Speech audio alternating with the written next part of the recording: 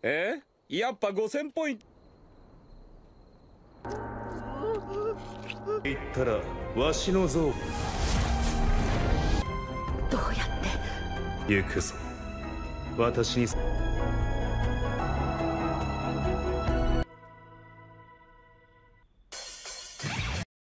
Halo semuanya, selamat datang di Ruang Film. Bagaimana kabar kalian semua? Semoga selalu sehat dan baik-baik saja.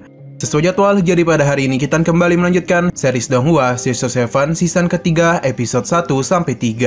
Sedikit sinopsis, musim ketiga dari Kilo 7 ini akan melanjutkan cerita sebelumnya. Untuk melindungi penduduk Pulau Ayam dan kehidupan damai di sini, Seven dan rekannya Dabo dan Xiaofei memulai perjalanan ke kerajaan Xuanwu untuk mencari tahu keberadaan tentang identitasnya dan cara menyelamatkan Pulau Ayam.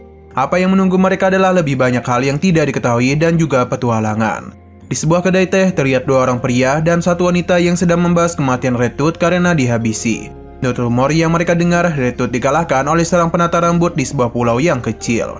Bukannya terkejut, mereka bertiga justru membuat lelucoan tentang kematian Red Tooth dan tertawa terbahak-bahak. Selama beberapa saat, secara mengejutkan, salah seorang pria berbadan besar meninggoy dan tubuhnya mengering dengan cepat karena sebuah bunga yang menancap di lehernya. Tak hanya pria itu saja, kedua temannya juga dengan cepat terhabisi dan bernasib sama dengan pria berbadan besar itu. Usut menyusut, serangan itu ternyata berasal dari seorang wanita yang merupakan salah satu dari 7 pembunuh bayangan, yakni Manjusaka. Di sisi lain, tepatnya di aula pembunuh bayangan, tampak seorang pemimpin klan pembunuh bayangan mendapatkan informasi dari ajudannya bahwasanya sejak Red Tooth dihabisi di Pulau Ayam, pembunuh bayangan mulai dihina dan diremehkan oleh orang-orang. Dari informasi itu, sang pemimpin pun memberikan perintah kepada ajudannya agar menjadikan sayembara dan memberikan hadiah kepada para pembunuh yang mau pergi ke Pulau Ayam. Sang pemimpin ingin para pembunuh itu menghabisi para warga di Pulau Ayam, agar semua orang menjadi begitu segan dan takut dengan klan pembunuh bayangan. Beberapa hari setelahnya, seorang pembunuh yang berada di peringkat 1173 bernama Yoyo terlihat sedang berada di Pulau Ayam. Pada saat itu, Yoyo sempat berniat membuat kekacauan dan menyerang para warga. Akan tetapi upaya itu langsung digagalkan oleh Seven. Melihat keberadaan Seven, Yoyo pun beranggapan kalau dia adalah orang yang kuat, sehingga ia pun memutuskan untuk kabur. Sebelum melarikan diri, Yoyo sempat mencoba mengalihkan perhatian Seven dan melemparkan senjatanya ke arah Xiao Longchan. Menyadari hal demikian, Seven pun bergegas menggunakan guntingnya untuk menghancurkan senjata Yoyo. Meskipun begitu, percikan dari senjata Yoyo yang telah hancur itu sempat mengenai leher Xiao Longchan. Oleh karena Yoyo sudah kabur, Seven pun memutuskan untuk pergi makan bakso di kedai milik Saudara Liuan. Selesai makan bakso, nampak Seven dan Saudara Liuan mulai mengobrol sambil menikmati pemandangan senja.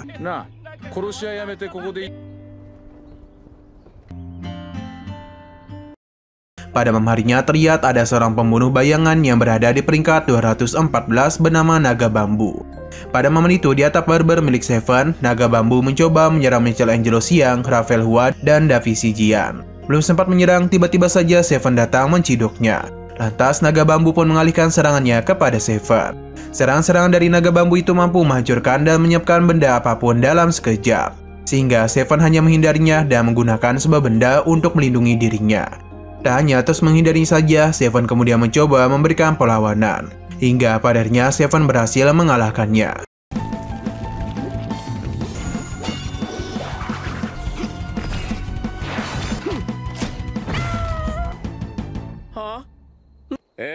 Yappa 5000 poin. Setelah mengalahkan Naga Bambu, Seven mulai teringat akan ucapan dari Blue Phoenix pada saat Red Tooth meninggoy. Blue Phoenix mengatakan kalau Seven dulu adalah seorang pembunuh bayangan yang terkutuk karena selalu dibayangi oleh pembunuhan. Blue Phoenix juga memberitahu kalau sesama pembunuh bayangan mereka dilarang untuk saling menghabisi satu sama lain. Sehingga jika Blue Phoenix ketahuan telah menghabisi Red Tooth, maka dirinya harus menghabisi mereka semua. Oleh karena itu, Blue Phoenix pun membuat cerita yang mengatakan kalau Seven lah yang telah menghabisi Red Tooth. Namun hal demikian akan membuat Seven diincar oleh organisasi pembunuhan. Maka dari itu, Blue Phoenix menyarankan Seven agar segera kembali ke bangsa Xuanwu dan meninggalkan Pulau Ayam demi keselamatan teman-temannya. Sebelum pergi, Blue Phoenix sempat mengatakan jika Seven yang mengetahui segala sesuatu tentang masa lalunya, maka Seven dapat menghampiri Blue Phoenix di Xuanwu, tepatnya di Patung Elang. Sesudah mengingat tentang ucapan Blue Phoenix, Seven pun mulai mengenakan pakaian pembunuhnya.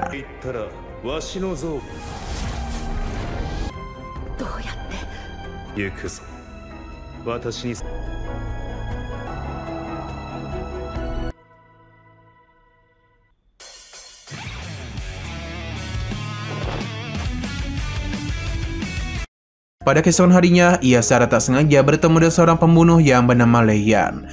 Pada saat itu Leian menjadi sangat terkejut dan hanya bisa terdiam ketika melihat keberadaan Seven. Kembalinya Seven ke Suwon Woo sempat terlihat oleh salah satu ajudan pemimpin klan pembunuh bayangan. Lantas sang pemimpin pun memutuskan untuk menarik seluruh pembunuh dari Pulau Ayam dan segera mengejar Seven. 皆に差し出して殺すのだ。合格とする。何が許さん。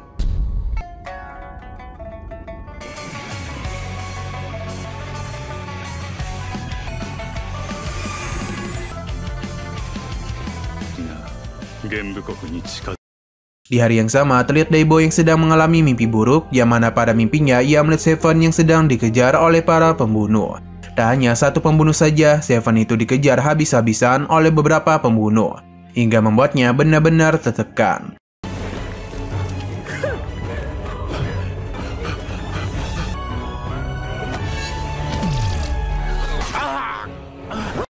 Setelah Daibo terbangun dari tidurnya, ia langsung pergi berlari mencari Seven bersama dengan Xiao Fei.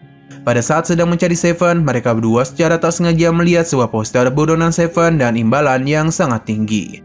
Merasa cemas dengan Seven, Daibo dan Xiao Fan pun bergegas kembali ke kediamannya untuk mencari sesuatu. Sesampainya di sana, Daibo menjadi sangat terkejut karena dia sama sekali tidak menemukan kostum lama milik Seven di masa lalu. Scene kemudian balik ke 2 tahun yang lalu, di mana Seven dan Daibo masih menjadi pedagang makanan serta masih memiliki banyak utang terhadap dokter ajaib. Pada hari itu ketika Seven dan Daibo pergi berangkat untuk berdagang, Daibo secara tak sengaja menemukan dokter ajaib yang terlihat mencurigakan. Daibo kemudian mencoba mengikuti dokter ajaib sampai ke kediamannya, dan di sana Daibo menemukan dokter ajaib yang memegang sebuah berlian. Berlian itu benar-benar membuat Daibo merasa tergiur, sehingga ia pun mencoba memanfaatkan Seven untuk mendapatkan berlian tersebut. Tanpa berlama-lama lagi, Daibo pun langsung menghampiri Seven dan berpura-pura keracunan, sambil mengatakan kalau ia telah diracuni oleh dokter ajaib. Ia juga memberitahu jika Seven ingin menyelamatkannya, Seven itu harus mengambil penawarnya di kediaman dokter ajaib. Daibo juga menunjukkan sebuah sketsa peti yang di dalamnya sebenarnya bukanlah berisi penawar racun, melainkan sebuah berlian. Pada malam harinya, Seven mulai beraksi dan memasuki kediaman dokter ajaib. Ia pun memeriksa lacinya secara satu persatu. Sewaktu Seven membuka salah satu laci, tiba-tiba saja Seven masuk ke dalam sebuah jebakan yang membuatnya jatuh ke ruangan bawah tanah. Di ruangan bawah tanah itu, Seven mulai berkeliling dan di sana ia menemukan banyak sekali toples yang dipenuhi oleh eksperimen milik dokter ajaib. Seven terus saja berjalan maju hingga padanya ia secara tak sengaja tiba di sebuah tempat dan terkurung di sana. Pada saat itu, Seven menemukan sebuah petunjuk untuk membuka pintu jalan keluarnya, yaitu Seven harus menuliskan dan mengumpulkan bahan resep perebusan jamu penuh gizi. Selang beberapa saat, Seven mulai teringat akan sebuah acara TV herbal yang pernah ia tonton sebelumnya. Acara TV itu menginformasikan tentang resep perebusan jamu penuh gizi berupa 10 gram poria, atar skolus, kayu manis, dangsen, cuanonggong, akar mania, baisao, dan akar manis. Tanpa berlama-lama lagi, Seven pun bergegas mencari bahan-bahan tersebut, karena ruangan itu semakin lama semakin menyempit. Tak berselang lama, ruangan perlahan-lahan semakin sempit, namun Seven tak menyerah begitu saja. Hingga akhirnya dia pun berhasil selamat dan membuka jalan keluarnya. Setelah itu, Seven melanjutkan perjalanan dan di sebuah lorong yang penuh jebakan yang sempat membuat Seven terluka. Sehingga Seven pun langsung berlari maju sambil menghindari jebakan-jebakan itu. Hingga akhirnya tiba di ruangan dan secara tak sengaja bertemu dengan dokter ajaib.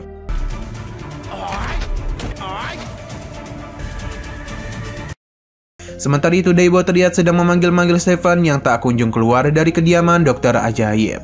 Hal demikian membuat Daibo merasa cemas dan beranggapan kalau Seven telah membawa lari berliannya. Lantas, Daibo mencoba masuk ke dalam kediaman dokter ajaib dan sesampai di sana, ia seketika juga terjatuh dan masuk ke dalam ruangan bawah tanah. Selang beberapa saat, secara tiba-tiba Daibo terjatuh tepat di tempat Seven berada, sehingga mereka berdua pun bersama-sama mengamati dokter ajaib secara diam-diam. Pada saat itu mereka melihat sebuah kotak peti yang di dalamnya berisi sebuah berlian milik dokter ajaib. Melihat kotak peti itu, Seven langsung berlari dan mencoba mengambilnya. Akan tetapi upayanya gagal karena sebuah jebakan. Meskipun begitu, Seven terus saja mencoba mengambil kotak peti itu hanya demi menyelamatkan Daibo. Pada saat itu Seven mencoba berlari dengan sangat kencang sambil menghindari jebakan-jebakan dari dokter ajaib.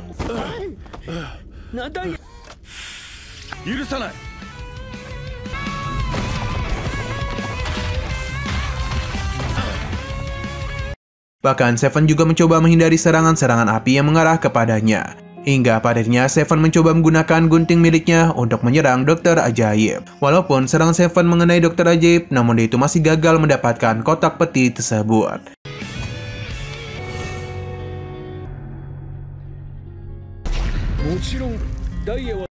Kembali ke masa sekarang, terlihat di sore harinya Daibo dan Xiaofei yang sedang menaiki perahu dan mencoba menyusul Seven ke Suanu. Di sisi lain terlihat Seven yang baru saja tiba di sebuah pulau yang dipenuhi oleh wanita, yakni Pulau Dali. Sesampai di sana, Seven langsung disambut oleh para wanita dan sempat diberi minuman berupa air kelapa. Baru saja minum air kelapa itu, secara perlahan Seven mulai merasakan pusing di kepalanya. Di waktu yang sama, para wanita-wanita itu mulai melepaskan topengnya dan terungkaplah kalau wanita penghuni pulau itu tidak memiliki wajah yang cantik. Pada saat juga Seven seketika jatuh pingsan. Lalu dia pun terbangun lagi di sebuah penjara bersama dengan Meo Chai. Meo Chai memberitahu kalau Pulau Dali ternyata bukanlah sebuah pulau yang sesuai ekspektasinya. Ternyata Pulau Dali sengaja memakai topeng wanita cantik untuk memikat para pria agar dapat menculik pria itu dan menggunakannya untuk memproduksi anak. Bagi siapapun yang telah dipenjara, mereka hanya memiliki dua pilihan saja, yaitu tetap tinggal di Pulau Dali dan memproduksi bayi atau menghabisi seorang pangeran kecantikan. Jika pangeran kecantikan itu dihabisi, maka wanita-wanita penghuni Pulau Dali akan menjadi seorang wanita cantik.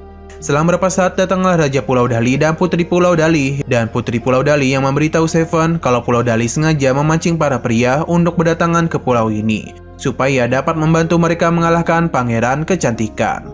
Raja Pulau Dali menjelaskan bahwasannya pangeran kecantikan memiliki sebuah cermin suci yang dapat merubah wajah orang lain menjadi tampak persis seperti pangeran kecantikan. Begitu orang lain terkena kutukan dari cermin suci itu, maka orang ini tidak akan pernah bisa mengalahkan pangeran kecantikan.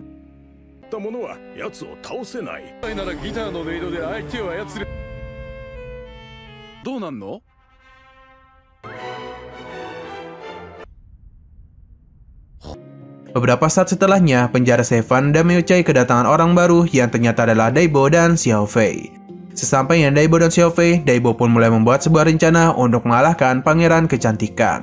Daibo kemudian merubah dirinya menjadi sebuah gitar agar Meo Chai dapat memainkan suara kesedihan ajaib untuk melawan pangeran kecantikan. Setelah itu, Seven, Meo Chai, dan Daibo secara bersama-sama pergi menghampiri pangeran kecantikan di sebuah kastil. Sampai di sana, mereka bertiga pun mulai melancarkan rencana mereka untuk melawan pangeran kecantikan. Belum sempat memainkan gitarnya, tiba-tiba saja pangeran kecantikan langsung merubah wajah Meo Chai.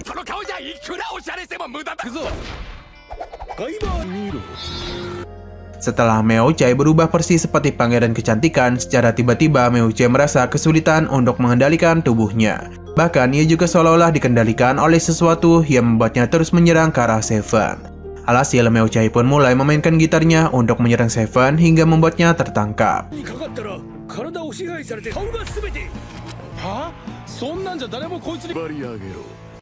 Melihat Seven yang berhasil tertangkap, pangeran kecantikan pun mencoba untuk menundukkan Seven dengan cerminnya.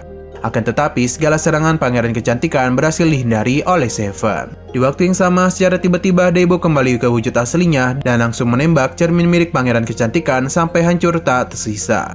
Setelah berhasil menghancurkan cermin itu, Daibo segera membantu Seven untuk melepaskan ikatan yang menangkap Seven. Tak terima dan tindakan dari Daibo, pangeran kecantikan pun langsung mengeluarkan sebuah cermin kecantikan 1000 wajah.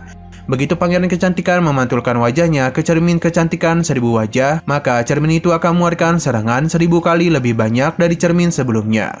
Tanpa berlama-lama lagi, pangeran kecantikan pun mencoba memantulkan wajahnya ke cermin tersebut. Namun sayangnya belum sempat melakukannya, secara tiba-tiba Seven langsung menghalangi dan mengganggu pangeran kecantikan. Selama pangeran kecantikan sedang berusaha untuk memantulkan wajahnya, Daibo pun bergegas merubah wujudnya menjadi gitar dan membiarkan Meo Chai untuk memainkan suara kesedihan ajaib. Setelah itu, Meo Chai langsung memainkan suara kesedihan ajaib sehingga pangeran kecantikan pun mulai larut dalam kesedihan masa lalunya yang menghantuinya. Kesedihan di masa lalu itu benar-benar membuat pangeran kecantikan menangis dan terus-menerus mengeluarkan air matanya.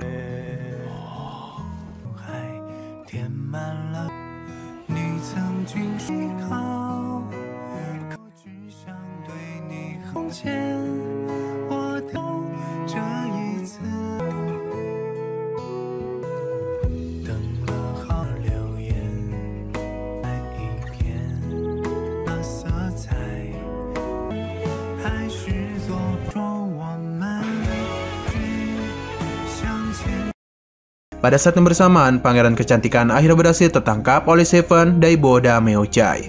Seven kemudian mencoba mengancam pangeran kecantikan agar memberitahu cara untuk membatalkan kutukan dari cermin suci. Pangeran kecantikan pun memberitahu bahwasanya cara untuk membatalkan kutukannya sangatlah mudah, yaitu dengan mencium seseorang yang juga terkena kutukan dari cermin suci.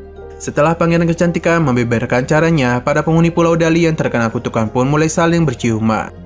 Sehingga secara satu persatu mereka semua akhirnya berhasil terlepas dari kutukan cermin suci. Selesai menyelamatkan seluruh penghuni Pulau Dali, Seven, Daibo, dan Xiaofei pun mulai pergi dari sana dan menaiki sebuah rakit.